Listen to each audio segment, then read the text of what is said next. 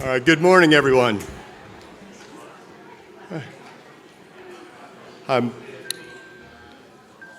My name is Phil Bauer. I am a member of the Forsyth County Chamber Board of Directors. I represent Scientific Games, and I'm the Vice President Corporate Counsel for the Scientific Games Lottery Group.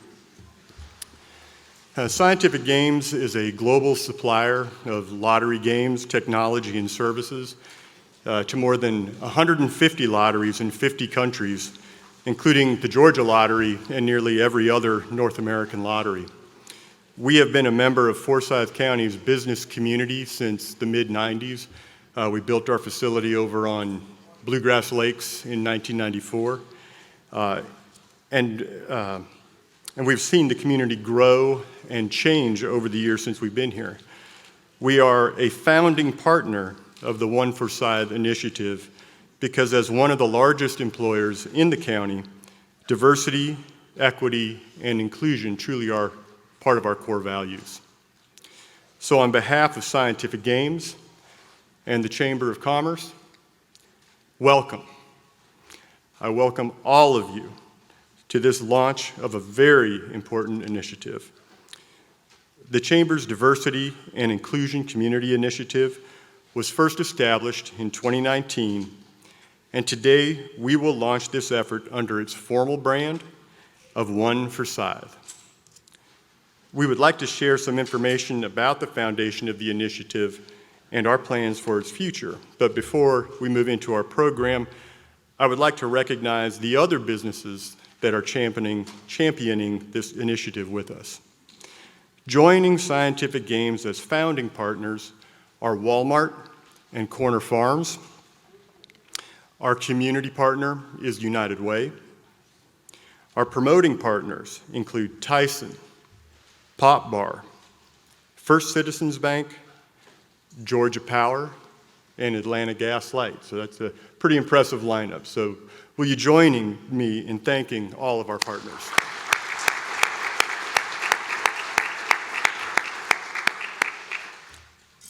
I would also like to recognize the elected officials that are joining us today. First of all, Commissioner Chairwoman Cindy J. Mills, who has been part of this community initiative from very early on, and we all really appreciate her long-term engagement. Joining Commissioner Mills here today are her fellow commissioners Molly Cooper, Alfred John, Todd Levant, and Laura Simanson. Forsyth County Sheriff Ron Freeman is here today as well, as is County Manager Kevin Tanner. From our Forsyth County school system, we are joined by Board of Education Chair Kristen Morrissey and her fellow board members Wes McCall, Lindsay Adams, Tom Cleveland, and Darla Light. Forsyth County School Superintendent Dr. Jeff Bearden is also here with us, and we will hear from him a bit later in our program. I would also really like to recognize several of my fellow chamber members who worked on this initiative from its very inception. So both a personal heartfelt thank you and I want to recognize them to Kristen Cook, Jan Rooney, Pat Mullaney, Carter Patterson, and Steve Cooper for the efforts you all put in that have gotten us to this point of this celebration today. So please, a round of applause for the committee.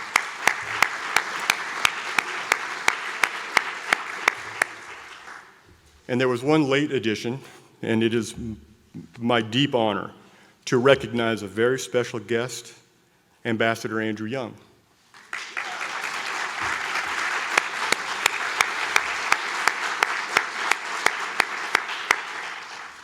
So why don't we get started now? So let me introduce a special guest who is going to help us kick off our program today. Lori Wilson joined the Channel 2 Action News family in January of 2017. She co-anchors Channel 2 Action News from 4:30 a.m. to 7 a.m. and Channel 2 Action News at noon. She is an Emmy Award-winning anchor and reporter. Lori got her start in television when she was in elementary school and was cast in commercials. She would go on to graduate from Indiana University, with a bachelor's in journalism and a minor in African American studies. And in every city she has worked, Lori has been passionate about giving back to the community. Lori created an online magazine for young black women and has authored a children's book. Lori and her husband live in the metro Atlanta area, and you can follow her on Twitter and Facebook. So please welcome me and join me in welcoming Lori to Forsyth County.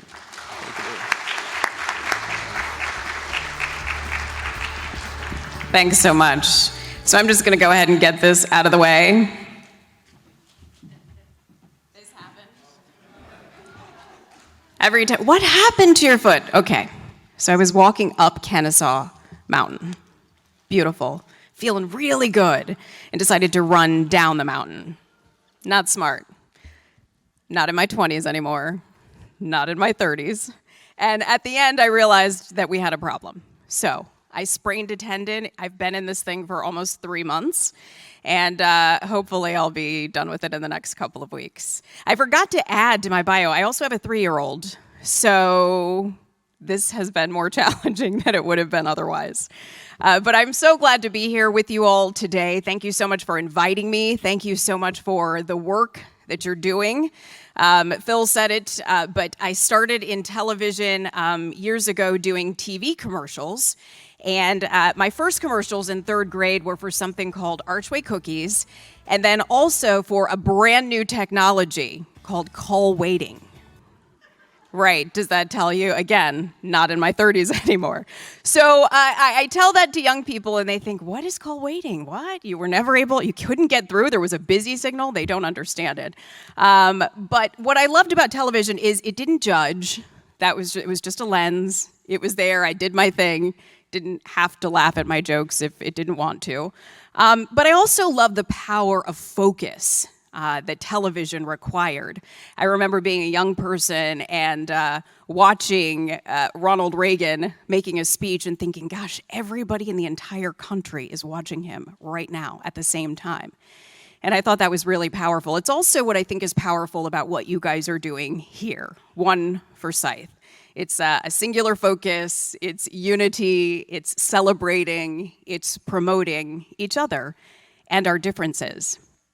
I didn't want this to be a speech where I defined diversity, equity, and inclusion because you guys know what that means, right? Diversity is about representation. It's the makeup of a certain entity. Inclusion is about how well the contributions, presence, and perspectives of different groups of people are valued within a particular environment.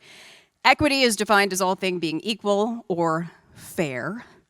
And I also didn't want this to be, a talk about why all of those things are important. According to a research firm, McKinsey & Company, diverse organizations perform better financially, they have a higher percentage of innovation-driven revenue, and they develop goodwill as good corporate citizens. I know you guys know all that, and that's why you're here. Instead, I'd like to spend just a few minutes talking with you about the 10,000-pound gorilla in the room, also known as hair, specifically my hair. What does that have to do with diversity, equity, inclusion? I'm just going to spend a few minutes talking about it. Imagine going to work. Think back, if you will, being really excited about a new job. Maybe it's your first day. Maybe you got a new suit. Maybe you got a new dress. Maybe you're wearing your lucky pair of shoes. You go in, you're meeting people, shaking hands, smiling, attending meetings, and then the boss calls you into their office. Says, we're really excited to have you on our team, but we've got to talk about your hair. We got to change it. It's too long, too short, too light, too big, too little. After 23 years in this business, I've done everything with my hair, from getting it cut, having it lengthened, having it straightened, having it blown out, having it curled, having it flat ironed, having it highlighted, low-lighted. Why does that matter? Because it was probably a conversation with a news director who said, yeah, we've got to make a change, that determined what I did with my hair. Now, on a day like today, there's not much I can do with it, but love and appreciate it. And for those of you who have hair, I'm not trying to pick on you guys, but for those of you who do, you understand that hair is it's an ever-changing mosaic, much like all of us, right? Again, I've been in this business 23 years now and probably had more conversations about my hair with white men than I have with my own hairdresser, and she's one of my really good friends. Wearing my natural hair was something that became a mission for me. And you think, again, why are we talking about hair? Because it's part of just me being my true authentic self in this world, right? Whether it's on television or at home. It really became a personal mission for me when a few years back, I was standing in front of an apartment complex where a body had been found. And I was about to do a live shot for the noon newscast, and I'm hearing the, countdown, we're coming to you in 3, 2, and that one, like the skies opened up, as can sometimes happen here in Georgia. The skies opened up. It was this hard, fast rain. And by the end of my live shot, I never missed a beat. I hope somebody has it on tape somewhere.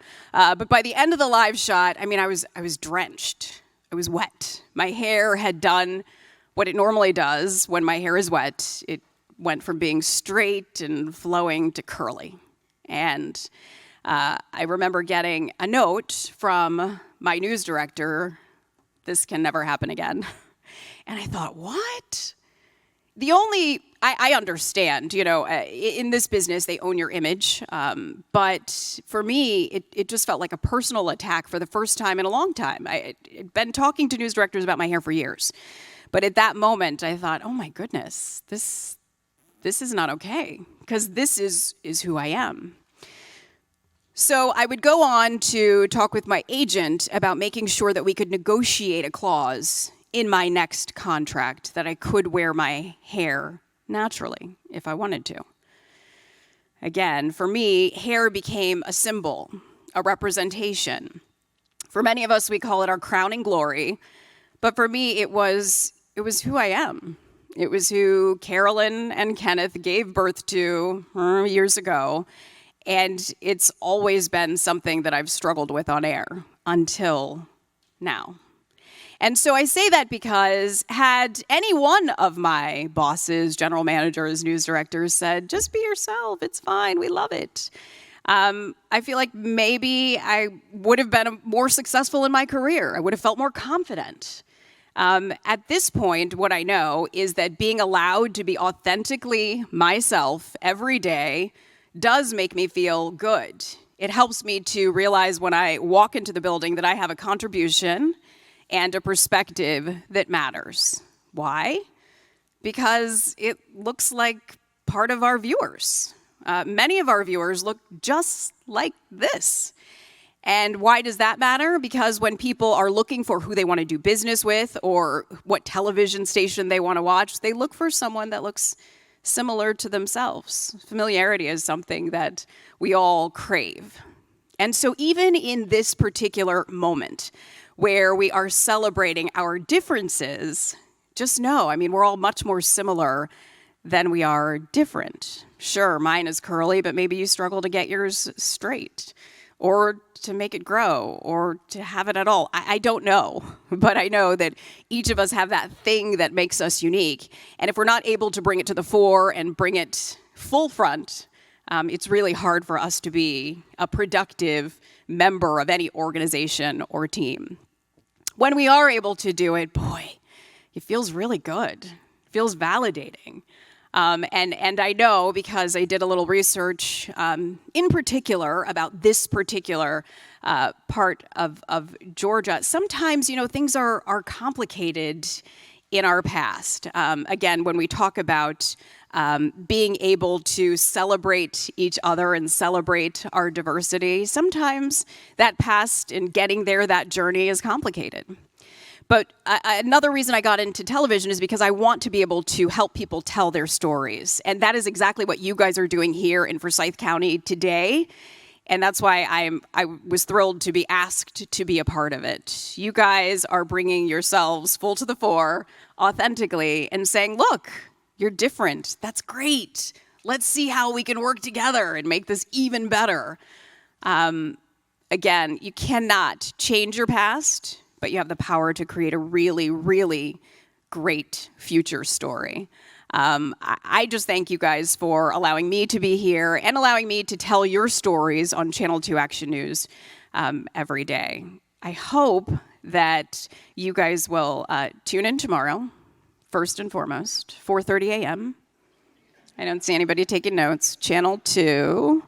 Hopefully, we'll be able to see you guys, because it's really the honor of my career to be able to be here in this moment, in this time. It's been a challenging last year or so, and even thinking that this initiative was really born during one of the more challenging times that we've shared as a country, even as we were separate in our homes. I think it's a beautiful thing. And I would love to tell many, many more stories about how fantastic it is to live here in Forsyth, to work here in Forsyth, and to play here in Forsyth. And so I celebrate you all as you celebrate, unite, and promote diversity, inclusion, and equity. And I will just leave by saying I hope that when you do think about those things, you really do focus on equity. Right? Because diversity is amazing. We can look around here and see an incredibly diverse crowd that you guys are all rock stars. Inclusion is, let's everybody have a part, have a say.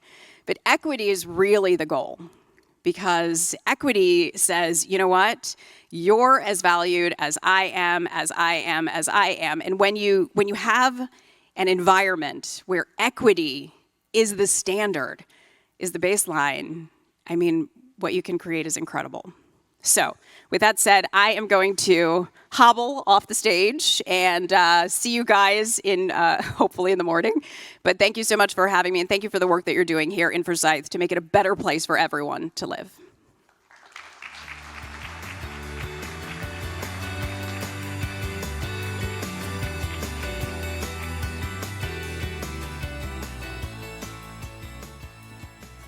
Thank you, Lori. Is the mic still on? Thank you, Lori. There we go. Appreciate that. That was fantastic. Thank you. Now I'd like to turn the microphone over to another committee member, Rupal Vaishnav. Here he comes. My name is Rupal Vaishnav. I have been in Forsyth County since 2008. I am an attorney by profession. I currently work as general counsel for a local prosecuting office in Metro Atlanta. What has the impact been since I've moved to Forsyth County, or the county, the impact it's been on my life and my family? I think for me personally, it's been professional growth, individual growth. I was able to network professionally. I remember distinctly one particular situation where in 2008, when we were looking for homes and I was driving around in the Windermere area, it was after work, after getting my billable hours in for the day. I remember driving by, and house after house after house appeared to be South Asian families. And I specifically remember calling my wife right then and there and said, "You will not believe what I'm seeing in this location." I literally thought I was in Delhi or somewhere, because you saw so many South Asian families. What excited me about that, and what continues to excite me about not only that, but just the county in general, is the idea that you have a seat at the table, that you can make your opinion heard, that you can be looked at and respected and considered. I think that's the most important thing. And that's what excites me about our initiative. That's what excites me about the future in Forsyth County.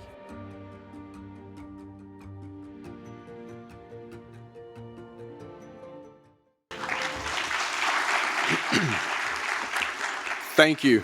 By the way, the wonders of editing. Only if they could get me hair now. That's what I'm waiting on. Thank you, Phil, for the introduction. Obviously, don't go very far. Phil, myself, and a fellow committee members worked on this initiative, and at this point would like to share with you the inception, the scope, and the future of what we believe OneForsyth Initiative holds. I'm going to ask those members at this point, Julie Brennan and Andrew Shan, to come up here on the stage with Phil on the stage here. And while they're doing that, let's learn a little bit more about them. Andrew Shannon, been in the Atlanta market as a financial executive for 20 years and 21 years as a Forsyth County resident. We came to live in Forsyth County when we decided to move to the Atlanta markets. We first and foremost wanted to find a county that was reputable and noted for its school districts. In our initial research, Forsyth County immediately came to the top of our list of things that we were looking for. And the parks and recreation was absolutely a bonus. Our family and friends, we always take advantage of it. When I first moved to Atlanta market, I was not familiar with Forsyth County other than the demographics that we were looking for. And since then, everybody's always been friendly. It's a warm environment. Everybody's helpful. The area is nice and clean and safe. It's really a county that we've come to know and love. Living and working in Forsyth County has been positive in many ways, but initially to come to the forefront is the business acumen here, the help that we get from our local communities by way of the Chamber and Rotary and things of that nature. Whenever I've needed assistance with anything on a personal or business nature, when reaching out to folks, they've always extended a hand and gone above and beyond. From a diversity standpoint, I believe Forsyth County has gotten a lot better. It's more welcoming and inviting, but there's still a long way to go as far as attracting diverse candidates from a way of business and residents. But I think we've got initiatives in place that'll make that more attractive and make it a home for all. It's a very warm and inviting. The economy is on the grow. The school systems, I can't reiterate that enough. And it's been a very positive endeavor for my family, both from an economic growth standpoint from our careers, but also from an educational standpoint for all of my children.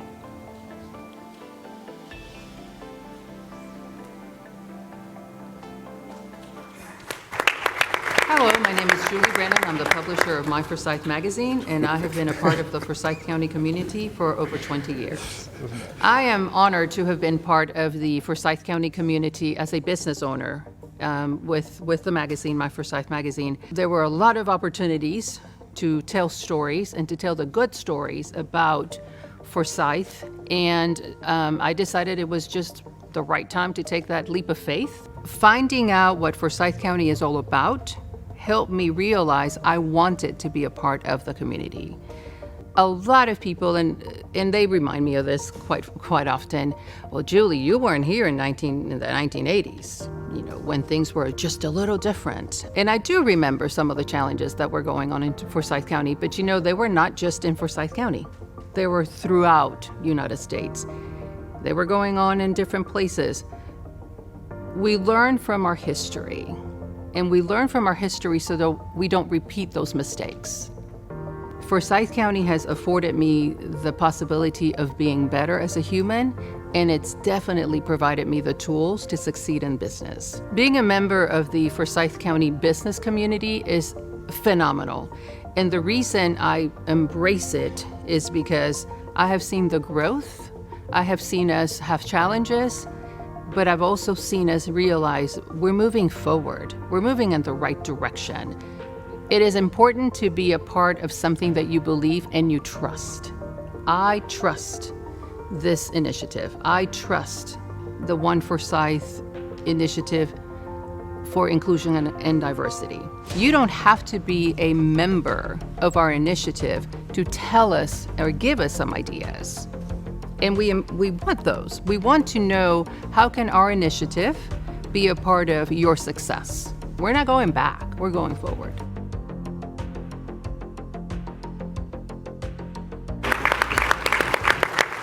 I'm Phil Bauer. I'm Vice President, Corporate Counsel for Scientific Games International. I've been there for a little over 20 years. We're a gaming and lottery supplier, and we print about 45 billion lottery tickets there every year. Living in Forsyth County and working here has been a major part of my life. My kids grew up here. My daughter was born here. It's been really developmental for my entire life. And there is a really strong sense of place here that when new people come in, they feel immediately a part of it. That hasn't always been the case, obviously, but I really feel like that is where we are now, and I hope that that is what we continue to build on. Diversity is growing in Forsyth County. Different cultures, different races, and different ideas are coming into the county, and that is creating a thought diversity that is improving the lives of the people who live here. OneForsyth is the kind of the culmination of a 2-year-long effort. It came about as part of the Chamber's Strategic Initiatives Committee.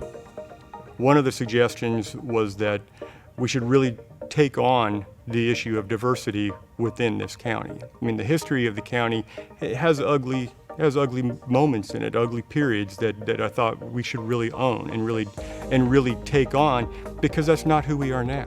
There was a tremendous amount of enthusiasm from the people who were on it, and felt very strongly that this was an important issue for Forsyth County and that this was the right idea to move it forward. This is a place where anybody can get involved at pretty much any level.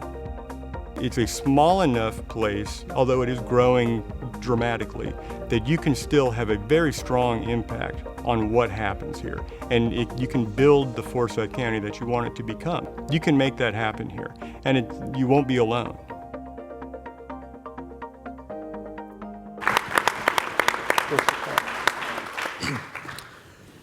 Well, guys, thank you for the wonderful words. I think I can start by saying we're here on this stage and we have something in common, that we all love Forsyth and we love the future that Forsyth holds for everybody.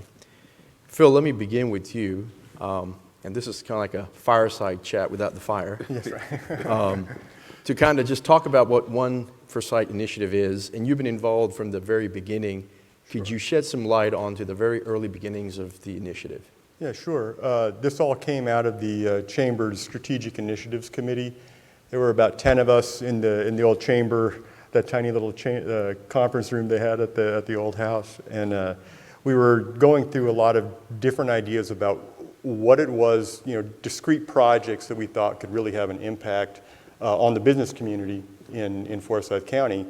And as we were going through it, I actually raised the issue of of really owning the history, and how, it was troubling to me how that history didn't really jive with the Forsyth County I lived in at the time. And so it was, I have to admit, I'm not going to lie, I was actually kind of nervous to raise it. I didn't know what the reaction was going to be, but it was immediate and it was positive, and it was, yeah, you're right, we need to do something. And so that's how it all started. And so one of the things that we decided immediately was it shouldn't be the chamber telling the community what it was you all want. We needed to go to the community and listen to them and hear if we're going to do this, how do you want this to work? And so we started with a roundtable. Julie, you were there at the very beginning, and I should have added you to the list of thank yous, I have to say. And again, it was immediate. We had people responding and participating, all voluntary, all giving their own time to do this. We had 2 meetings that we actually used Scientific Games conference rooms, and then COVID hit. and the 3rd meeting got canceled, and we thought, we'll delay it a month and see what happens. Right. And here we are, much later. But it didn't die. It didn't wither. It didn't stop. We got on Zoom, and the group grew, and the ideas kept coming and kept coming. And so till there was so much information and data and stuff that we had no idea what to do with it all, and that's where Kristen Cook came in. And again, thank you to Kristen. I'm not sure if she's here or not, but man, she took all of that information, said, oh yeah, this is what this is. Created the pillars, and now we're here. And I have to tell everybody, I am so happy to be here. I can't even begin to tell you. It's been 2 long years. And also another person I forgot to thank, Jimmy Lane. Jimmy really kept everything going. Got the meetings organized, kept us on task. It was really a group effort from everybody. It was fantastic that way. Excellent. Well, and I'm glad it stayed alive and the catalyst was there. I remember being recruited in one of the Zoom calls and joined the group with the rest of the folks who were gathering for the initiative. And to that end, I remember that you focused on the pillars, and the area of focus was around these pillars.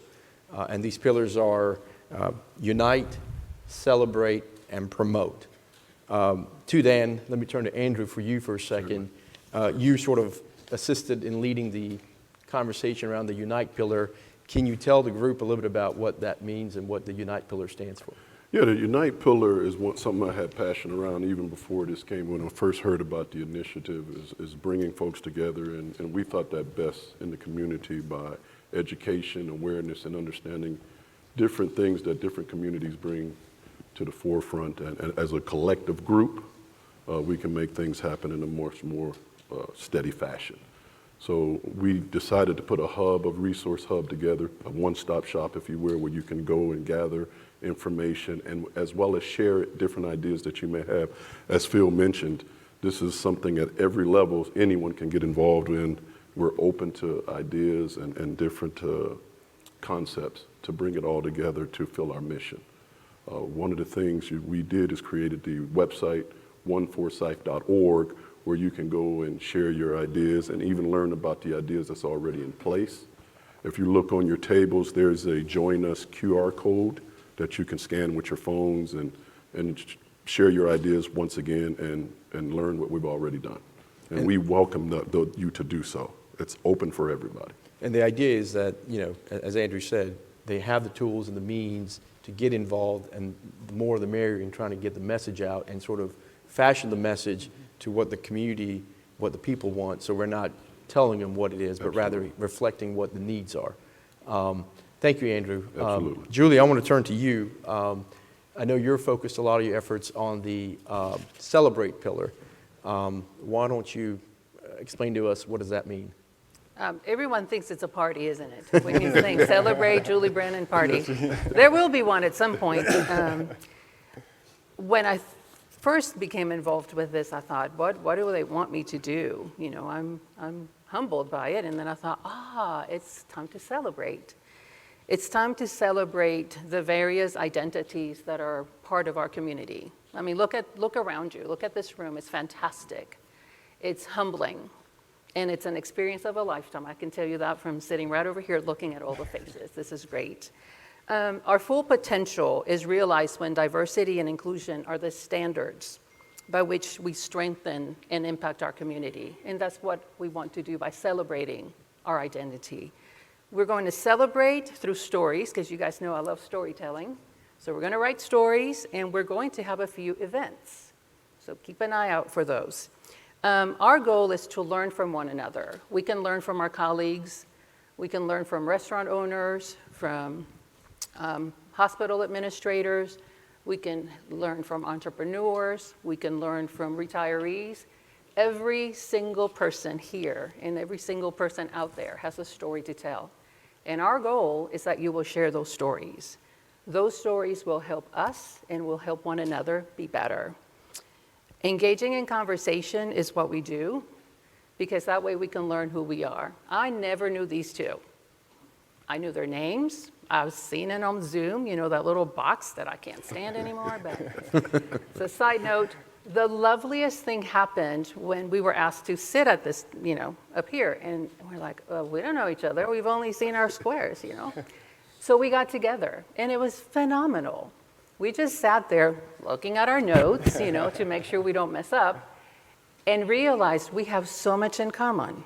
What do I have in common with these three? A lot.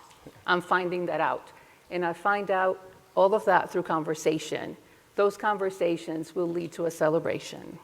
So that's particularly what's important about that pillar, is to have those conversations, to move forward into dialogue to make a difference. So that's interesting you say that, and it sort of makes you think that in terms of celebrating, if you will, storytelling is important. What I wonder is if you can shed light from your perspective, how can storytelling be a catalyst for this initiative and for the county? Okay. Our goal with that is very simple, and you'll be hearing from several of us. To tell your story means speak, do videos, and be part of Forsyth Faces. That's an initiative that we started. You saw some videos earlier, and hope you like those. Trust me, all of us were nervous doing those. And if it came through, it's because we were. We want to encourage people to tell those stories. Tell us your challenges. Tell us about your opportunities. Lead the way to focus on what's great about our county, to make things easier for all of us to do business in Forsyth County. We hear about #1 county for this, #1 county for healthcare, #1 county for the other. Well, we're going to be the #1 county for OneForsyth, and we can do that with your help. And that's what we would love for you to do. And I'm going to repeat what you just said. Those little squares that are called QR codes, grab your phone. I'm encouraging you to grab your phone. Grab Better your do what phone. she says. Sound like demand. These guys are used to that. Grab your right. phone, and when you take a picture of that QR code, or if you're listening online, I think there's a chat room. Please tell us if you want to be a part of our Forsyth Faces, or if you know someone that would like to be a part of Forsyth Faces. We want to make this a repository of history, of information, and a better Forsyth. Excellent. And y'all better do what she says, because we do it in the meetings. And that's just from spending a few minutes That's right. last Friday. The good thing is, with the Zoom culture we've all gotten used to, is you're on mute. Unmute yourself. The last pillar, of course, is promote. And I've done some work with the promote committee. And what I can talk about in terms of the promote pillar is that it sort of exemplifies the economic development. The idea is, at the end of the day, where it all comes together is economic development and the bottom line for businesses. We want to make sure through the promote pillar that everybody has a seat at the table who wants it and can be heard. I recently, in preparation for this, kind of did some research, and I saw that one of the statistics said that it takes 30% of critical mass information before people can be heard on an issue. Well, we hope with the promote pillar that we can break that barrier, that we can listen and be respectful, and then we don't always have to agree, but at least we can at least hear each other out and promote the one common cause we have, which is OneForsyth. And so that's the goal. I'd like to turn to Phil with you at this point. I know that Scientific Games, as you've already said, has been a leader in this forefront. Y'all have managed to, from what I understand, the sort of the social responsible goals, lead the employees to live a productive life, and sort of keep making sure the quality and everything that you do stays above board. So in terms of that, what has been your employer's approach to embrace diversity and inclusion, #1, and #2, briefly, if you could kind of talk about in perspective of what our audience probably wants to hear is, why does that make economic sense to embrace this? Sure. Yeah, we like to say that innovation is the DNA of Scientific Games. That where that innovation comes from is really the diversity of thought, the inclusion of all those thoughts, and then the equitable benefit that is derived from all that innovation. So we strive as part of our core corporate culture to make sure that we have a diverse workforce. A diverse workforce is kind of the raw material of innovation. You get all these ideas from people with different experience and different background, and it's not. You got to think about it not in terms of diversity means a bunch of other people. Diversity is us. Diversity is everyone that's here, right? So we have to have that raw material first. But diversity alone can simply be kind of a numbers game, frankly. And as a gaming lawyer, I'm comfortable with calling it a numbers game. But it's the inclusion part that is the next step, and it's key to make people comfortable to provide their ideas, to give their ideas, to not worry about what they shouldn't be doing and who they're going to offend or whatever, but to bring it forward and not be afraid of that. And then you have to incentivize that kind of thinking. And through that, that's the equitable sharing of the benefit of that. You have to reward people for their good ideas. And those ideas, the innovation doesn't necessarily mean a product. It could be, hey, we need to do this differently. We need to process, our check processing is wrong. Our AP process is wrong, or whatever it is. People see that, the people at the sharp end of the stick see that, and they bring it forward. And Scientific Games has always supported that idea, but now we're taking more tangible steps, both internally and externally. We have joined. We're also not just a founding partner of OneForsyth, but we're a founding partner of our industry's All In for Diversity program, which encourages open and honest conversation among employees in the gaming industry. We also signed on to the Georgia to the hate crimes bill. We wanted to show our support for that. And as part of the Metro Atlanta Chamber's race for racial equity, that program for racial equity, that is another program that we have signed on to really try and get out there as a leader in this area.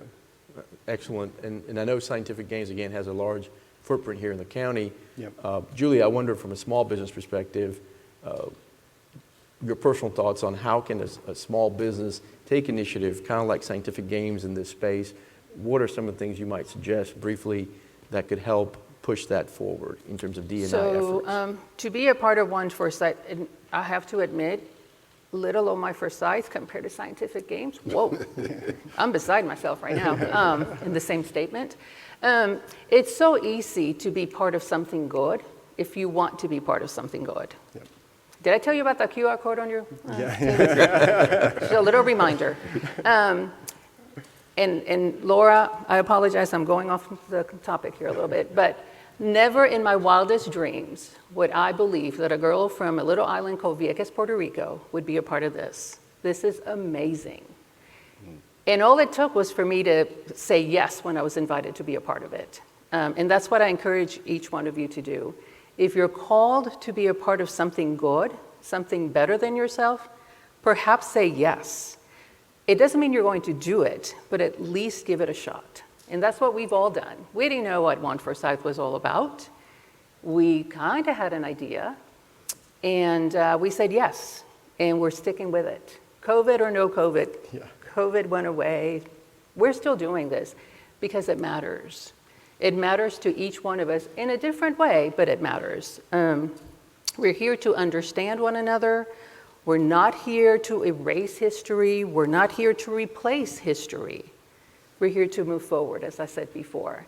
So once again, I encourage you to take that QR code, give us ideas, give us suggestions. Do you want to be a part of our committee, our initiative? Tell Jimmy, tell Laura, tell us. We want your input. And this is open to everyone. This is not specific to one culture or one background or one hairstyle. Rory, I couldn't help myself. It's open to all. And I encourage you to be part of all. I encourage you to be part of OneForsyth, and you can do so. Thank you. And I know we're running out of time here, but I would add to that Metro Atlanta is a competitive marketplace for where businesses want to land, where people want to live and play. And I think with us in this initiative, we hope to position ourselves with the help of the leaders in this room to make Forsyth that destination place. It's been for us. It's been a good place for us. Andrew, I know you've been here 20 plus years, and we were chatting a little bit before the program, and you were sharing some insight with me as to your experience.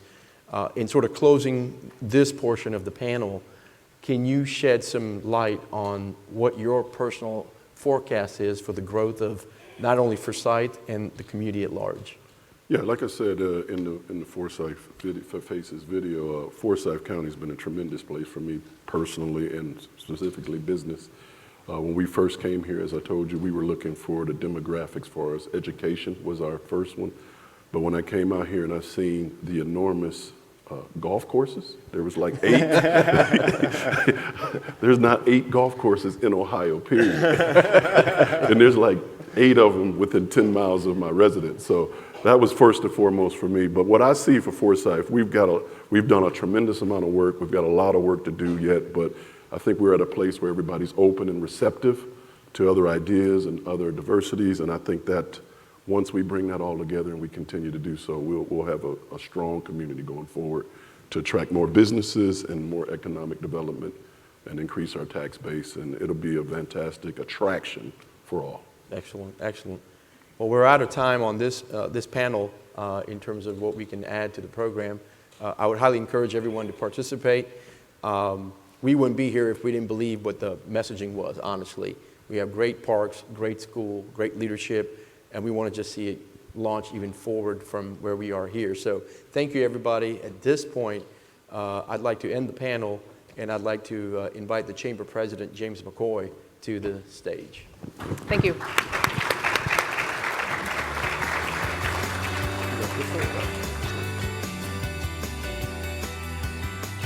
Well done.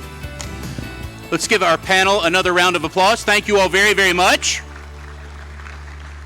So I'm James McCoy. I work for all of you with the Chamber. There's a couple of folks that I wanted to make sure that were introduced that were not introduced earlier. One is a member of our state legislative delegation, Senator Greg Dolezal. Thank you very much for being with us. We appreciate you joining us today. And the other is the always elegant, always wonderful Teresa Bennett. Thank you so much, Teresa, for being with us. It is always special to have you with us. Teresa and her late husband are the only married couple to be given the Charles Welch Citizenship Award for Forsyth County, and we just appreciate everything you all have done for us and our community. It's easy to take all that for granted, so thank you, Ms. Teresa, very much, and for being with us. So I don't know if you heard Julie talking about the QR codes, but we really would like you to do a couple of things so that this is not just a one-and-done event, that we're actually carrying this forward to do something really meaningful. One is, I think every person in this room knows that Forsyth County's story is one that is absolutely incredible. But that story is your story. And we're going to ask everybody, there's a sign-up form on one of the QR codes to help tell your story. We'll take care of all the details. We just need to know that you would be willing to help tell your Forsyth County story and be a part of the Forsyth Faces initiative and to be a part of that. It's for those of you who are familiar with like StoryCorps and that initiative, it's similar to that. This will be videoed and it will be similar to the videos that you saw here earlier today. The other is more of a corporate challenge. If you are with an organization or a business that is interested and willing, over the course of the next year, we're going to be hosting a series of seminars and classes, bringing together some truly world-class talent to help local businesses build their own diversity and inclusion plans. And we ask you to sign up for that. I think it's going to be a really, really remarkable opportunity. So, really, it was well over a year ago now, the Chamber Board discussed not really a strategic plan, but kind of a wayfinding plan that we were taking a look at what chambers would look like over the next 15, 20 years. And one of the things that came up again and again in both our national and local research was that to be effective and truly a leader in economic development and supporting small business, inclusiveness had to be central. It had to be built into the fabric of what you do. And after that board meeting, a number of us had a meeting with our school superintendent, Dr. Jeff Bearden. And a lot of the work that we did over the course of the past year of creating a platform to let folks all come to the table and really have a conversation came out of that initial conversation. So I thought it was very important that we ask Dr. Bearden to please help be a part of the event. And Dr. Bearden, thank you very much. Come on up and I'll hand you the mic.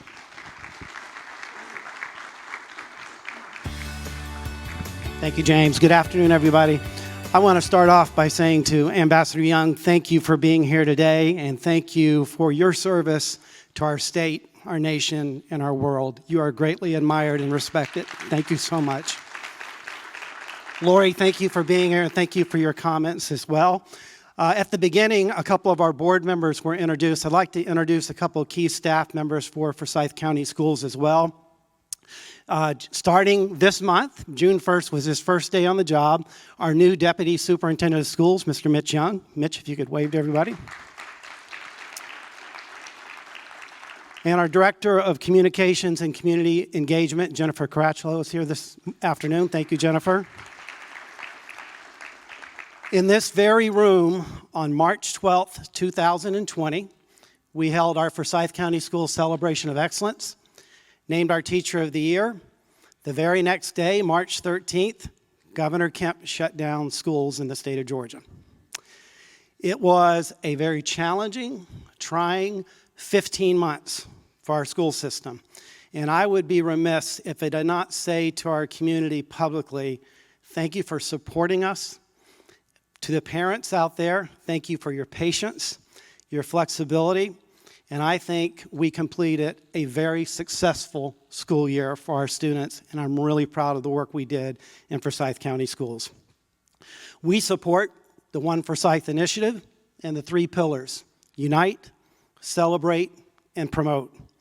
In Forsyth County Schools, we're working to ensure that all students, all family members, all staff feel a sense of belonging and understand that we're all part of the Forsyth County Schools family. Everyone is a part of our story. And as Lori said in her comments, we must tell our story. James, thank you and all the members of the Chamber staff for inviting us to be here today.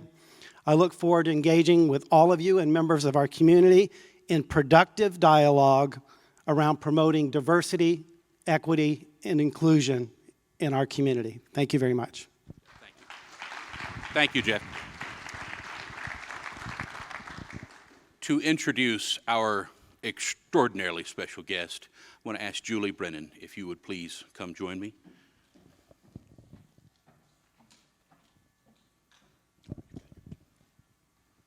Hello again. 3 years ago, I had the honor of attending an event in downtown Atlanta, thanks to retired Admiral Paul Rosser, who's sitting over there. And he said, oh, come on over and join me so you can meet my best friend. Well, his best friend is Andy Young. You can just imagine how I felt. So I asked the Admiral, how do I introduce such a wonderful figure? And he said, Julie, just keep it simple and read Beatitudes. So I did, and thank you for that. So the best way for me to introduce this remarkable, outstanding man is by reading from his book. Changing the world happens one step at a time, through acts of leadership and courage. It is the work of generations, with progress made possible by those who pass on the lessons learned for both successes and setbacks, and most importantly, the necessary knowledge that change is indeed possible. Please join me in welcoming Ambassador Andy Young.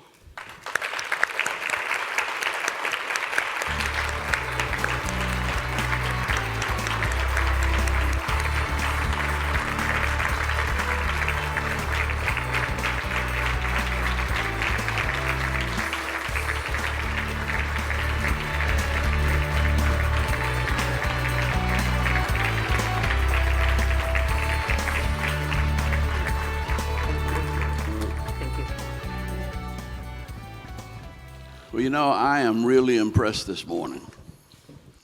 I didn't know what I was coming to. And I am more than anxious to realize the changes that have happened in this region since I first visited here. Really, starting with Lori, that was one of the best explanations of diversity, because I have it out with my wife like that every morning. You know, your hair should be this way, your hair should be that way. I don't like that dress. Are you sure you want to wear that dress? I mean, it happens in every family. But ultimately, because we appreciate each other, because we love each other, because we realize we can't get along without each other, we really are guaranteed success. Now, that doesn't mean it's going to be easy. I was saying that I came to Atlanta when it was just about 500,000 people. And every CEO in Atlanta was born and raised within 50 miles of here. And those that weren't born and raised 50 miles from here, within 50 miles, went to University of Georgia, Georgia Tech, but everybody was Atlanta. And it created a family atmosphere that the business leaders wanted to perpetuate. And as the city started growing and it started facing challenges, they did just what you're doing. I think it was about 1966, 65 at first, when there were 20 business leaders that decided they were going to get together every Saturday morning. One Saturday morning a month, between 8 and 12. And it was sweatshirts, T-shirts, whatever you happen to have on. No press, no announcements, no agenda, but they met together. Gradually, they got to the place where they started, one or two started going off to the golf course after the meeting was over. But they became a family, which was important in the 60s because half of them were black and half of them were white. And they knew each other. Their parents had known each other. Their grandparents had known each other. I think that's one of the things that made it so easy for Atlanta. There were 3 generations of Martin Luther Kings that knew 3 generations of Ivan Allens. The police department was generational. You knew people over several generations, and it was a family. That suddenly exploded after the Olympics. And we've been hard-pressed to pull everything back together. But when I see what you're doing, I realize that all of this is, all things work together for good. And forgive me, but I'm a preacher. For them that love the Lord and are called according to his purposes. And I think that's the way I would summarize what I've seen here this morning. Now, where do we go from here? I think we're just getting started. I think that, and I'm not wishing bad on anybody, but the rains are not falling on the West Coast. And they're falling too much north of, in the Mississippi Valley. The floods are coming up too much. I grew up in New Orleans, so I came here to get dry. But the weather's following me here too. But we're in a period of tremendous social change, tremendous geological change. I just heard something that I didn't know that scared the daylights out of me. That I heard it from the governor of California, and he was saying that there used to be an alluvial river, a river in the sky that came from out of the South Pacific across California, and it usually dumped most of its water before it crossed the Rockies. Well, for the last few years, it hasn't been doing that. It stays dry in California, and it's been dumping twice as much over Iowa and Minnesota and the Great Lakes cities. But we have got to figure out a way to make sense of all that's going on in this great universe of ours. But I think we have a head start.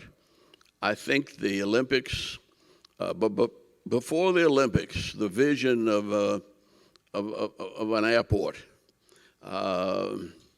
we were the only region in 1969, 70, under Richard Nixon, that voted to build a mass transit system. Every other city in America voted it down. We won it by 400 votes between Fulton and DeKalb. And what we were voting for was 90 cents on a dollar. For every 10 cents we put up, we got 90 cents. And that looked like a good business deal, but it was more than that. It was the beginning of a social contract that helped us build the infrastructure that led to the highway system, that opened up this entire region. And it is a beautiful region, and we have done well with it.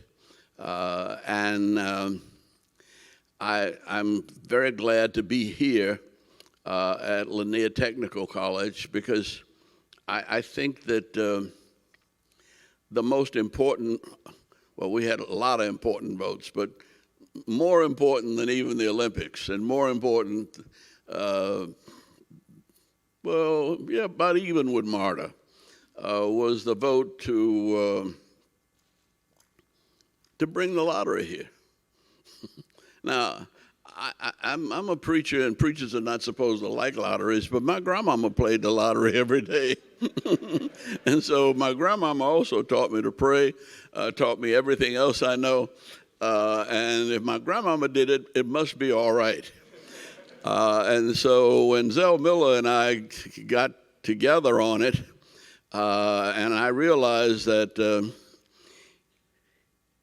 he knew more about the legislature, he knew more about the state than I did, and that it would be better for me to concentrate on the Olympics and let him go ahead and run the state. And we got started with using all of these funds for education at the college level and preschool. And I think that has been the game changer for the state. People think it's the racial and ethnic diversity, and that certainly has contributed to it. But more important than anything else is that I look at Georgia State, right downtown Atlanta. It was 400 people when I came here, and now it's 75,000. Same thing is true with Gwinnett. Same thing is true with the entire university system. Kennesaw now is what, 50,000?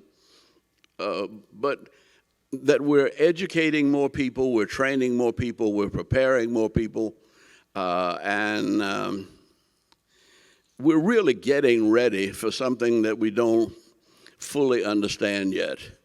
But the way you all are working at it together, whenever it comes and whatever it is, you will be prepared to take it on, because you do it by uniting and celebrating and promoting the values and the vision of a county working like a family.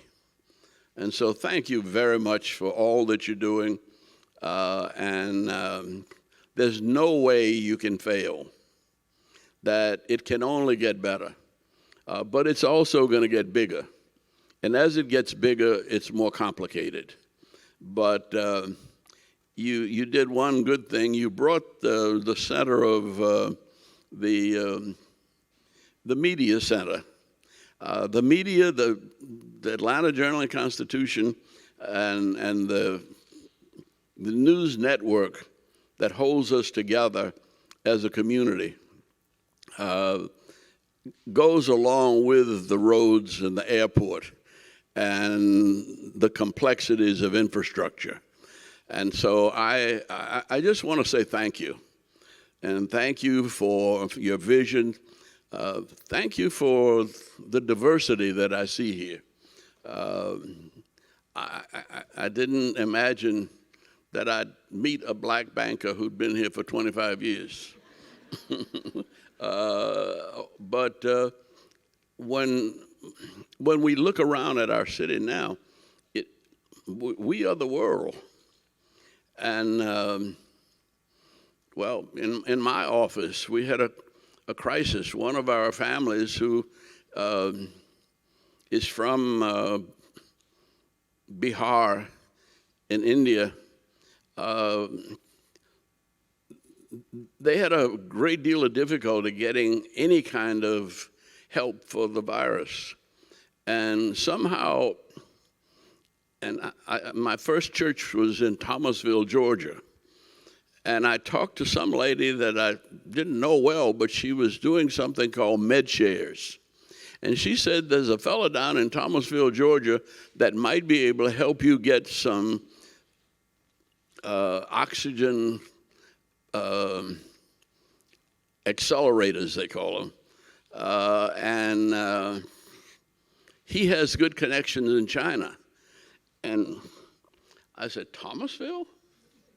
Good connections in China? But then I stopped to think that the Secretary of Defense of the United States of America was a high school kid well, really, he wasn't a high school kid. He was an elementary school kid in Thomasville when I was there as a preacher. But that we are more and more reaching out to the world. We called him, and he said, well, he couldn't get them here, but he called UPS, and they had a connection with somebody from DHL, and we were able to ship accelerators from oxygen accelerators from India to Bihar because one of the guys on our staff went to school, engineering school in India, with a guy who decided he didn't like engineering, so he went to medical school, and now he's an engineer and in charge of the hospitals, 25 hospitals in that region. So we got 25 oxygen accelerators and shipped them there, and it didn't hurt anybody, and it helped a whole lot of people. I'm saying that when President Biden talks about 1 billion vaccines going around the world, regardless of what you think about it,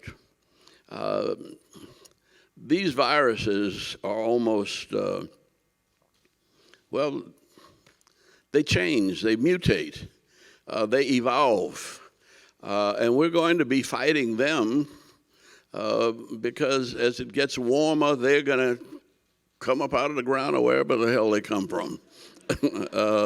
But we're going to have to prepare, and that's what I see here. I see this region helping to lead the world in more ways than we can possibly imagine. So let me shut up now and say, God bless you. You're doing God's work, and just keep on keeping on. And I guarantee you, every year that you look back, you will be surprised at how much further you've come than you could have even imagined. You won't even know where next year you won't even know how we got there, because we don't know what exists in next year anymore. Things are happening so fast technically that we've got to keep pace socially, politically, economically, and that's what I feel like I've witnessed a growing, happy family that's bound to be a success in anything and everything you take on. So God bless you, and thank you very much for everything you're doing.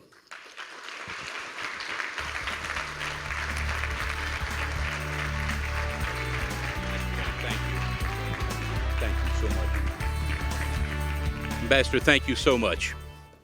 Just to close us out, thank you all very much for being here. I want to thank everybody on the OneForsyth Roundtable. We mean it when we say if you're interested in joining and participating, please let us know. There is a QR code, a couple of them at your table. Also, Phil Bauer, Scientific Games, and all of our sponsors that made this event and the OneForsyth Initiative happen. Thank you, thank you, thank you. I also really, as you can imagine, hosting an event nowadays presents different logistical issues than prior to that March 12th, March 13th date that Dr. Bearden mentioned earlier. Laura Stewart on the chamber team, not just for this event, but for many events, and Jesse Martin have done a phenomenal job of figuring out how to make things work. And it feels seamless, and it feels great to be here and eat a meal in a room with other people. So thank you all very much. Laura, Jesse, thank you, and the whole chamber team. Y'all have a great rest of your week.